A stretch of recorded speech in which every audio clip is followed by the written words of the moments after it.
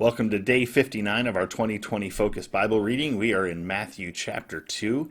This is what we read. After Jesus was born in Bethlehem in Judea during the time of King Herod, Magi from the east came to Jerusalem and asked, "Where is the one who has been born King of the Jews? We saw his star when it rose and have come to worship him." When King Herod heard this, he was disturbed, and all Jerusalem with him. When he had called together all the people's chief priests and teachers of the law, he asked them where the Messiah was to be born. "In Bethlehem, in Judea," they replied, "for this is what the prophet has written.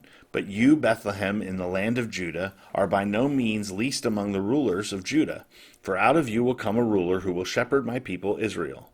Then Herod called the Magi secretly and found out from them the exact time the star had appeared. He sent them to Bethlehem and said, "Go and search carefully for the child. As soon as you find him, report to me so that I too may go and worship him." After they had heard the king, they went on their way, and the star they had seen when it rose went ahead of them until it stopped over the place where the child was. When they saw the star, they were overjoyed. On coming to the house, they saw the child with his mother Mary, and they bowed down and worshipped him. Then they opened their treasures and presented him with gifts of gold, frankincense, and myrrh. And having been warned in a dream not to go back to Herod, they returned to their country by another route.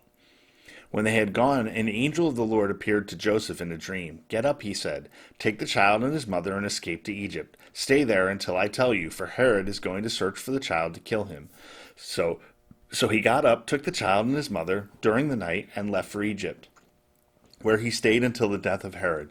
And so was fulfilled what the Lord had said through the prophet, "Out of Egypt I called my son." When Herod realized that he had been outwitted by the Magi, he was furious, and he gave orders to kill all the boys in Bethlehem and its vicinity who were 2 years old and under, in accordance with the time he had learned from the Magi. Then what was said through the prophet Jeremiah was fulfilled. "A voice is heard in Ramah, weeping and great mourning, Rachel weeping for her children and refusing to be comforted, because they are no more." After Herod died, an angel of the Lord appeared in a dream to Joseph in Egypt, and said, "Get up, take the child and his mother, and go to the land of Israel, for those who were trying to take the child's life are dead." So he got up, took the child and his mother, and went to the land of Israel. But when he heard that Archelaus was reigning in Judea in place of his father Herod, he was afraid to go there. Having been warned in a dream, he withdrew to the district of Galilee, and he went and lived in a town called Nazareth. So was fulfilled what was said through the prophets, that he would be called a Nazarene. All right, lots here, but one of the main things again, Jesus going to Egypt, kind of as a kind of a refugee. Well, that's how the Israelites were established in Egypt when they would become slaves.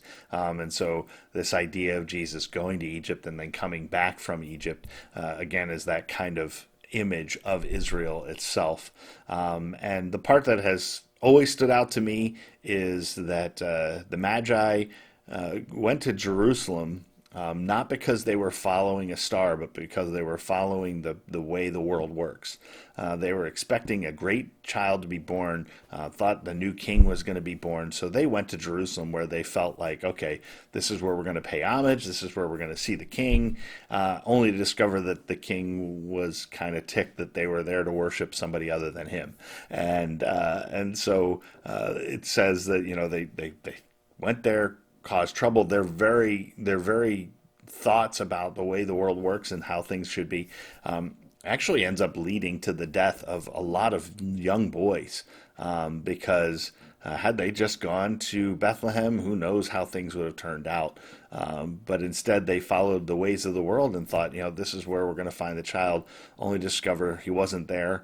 And when they went, it says, that they saw the star, that when they left Jerusalem, when they finally left kind of the way they thought it would be, next thing you know, they see the star and they're overjoyed because the star had gone ahead of them to where the child was. If they'd stayed following that star, they would have found the child. Instead, they went to Jerusalem instead. They went to the palace. And that's part of our problem too, is we tend to think and look at the world the way we think the world should work and will work, without really considering what does God have to say in all this. And it's better to follow what He says than it is to follow just what we think, and when we think how the world's going to work. And They follow the star and they find the child. They find the child in a house, and they find it a child. They don't find a baby in a manger. And so I ruin Christmas every year when I remind people of that, that the Magi came probably when Jesus was closer to 2 years old, which is why the Herod says, I want every boy 2 years old or younger destroyed in that vicinity. So clearly they're there. They stayed there. I think they were kind of planning on staying there until Herod does his thing. The angel warns them. They flee to Egypt. And when they come back, they end up in Galilee and the region of the city of Nazareth, town of Nazareth. And so the story goes on from there. But that is Matthew chapter 2. Have a good one.